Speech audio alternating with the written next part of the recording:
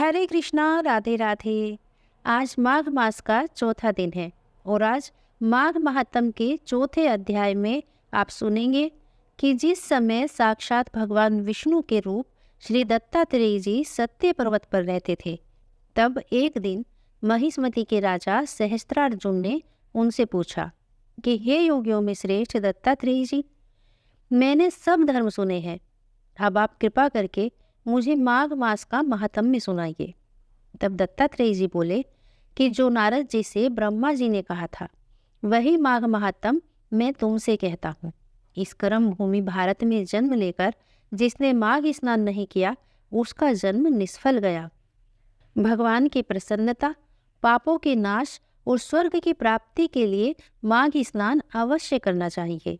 यदि यह पुष्ट और शुद्ध शरीर माघ स्नान के बिना ही रह जाए तो इसकी रक्षा करने से भला क्या लाभ।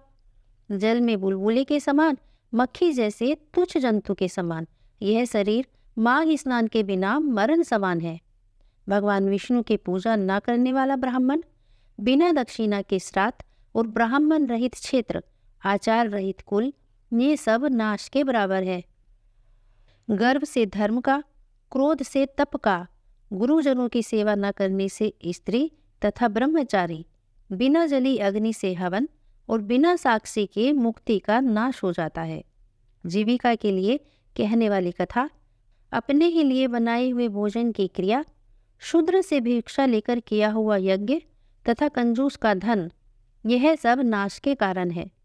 बिना अभ्यास और आलस्य वाली विद्या, असत्यवाणी, विरोध करने वाला राजा, जीविका के लिए तीर्थ यात्रा, जीविका के लिए व्रत, संदेह युक्त मंत्र का जप, व्यग्रचित्त होकर जप करना, वेद न जानने वाले को दान देना, संसार में नास्तिक मत ग्रहण करना, बिना श्रद्धा के धार्मिक क्रिया करना, यह सब व्यर्थ है। और जिस तरह दरिद्र का जीना व्यर्थ है, उसी तरह माघ स्नान के बिना मनुष्य का जीना व्यर्थ है। ब्रह्मघाती, सोना चुराने वाला, मदिरा पीने वाला, गुरु पत्नीगामी और इन चारों की संगति करने वाला माघ स्नान से पवित्र हो जाता है। जल कहता है कि सूर्योदय से पहले जो मुझसे स्नान करता है मैं उसके बड़े से बड़े पापों को नष्ट कर देता हूँ। महापातक भी स्नान करने से भस्म हो जाते हैं। माघ मास के स्नान का जब समय आ जाता है तो सब पाप अपने नाश के भय से कांपने लगते हैं। जैसे मेघों से मुक्त होकर ही चंद्रमा प्रकाश करता है, वैसे ही श्रेष्ठ मनुष्य माघ मास में स्नान करके प्रकाशमान होते हैं।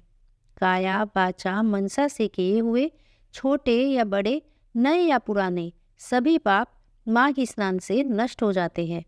आलस्य में बिना जाने जो पाप किए हो वह भी नाश को प्राप्त हो जाते हैं।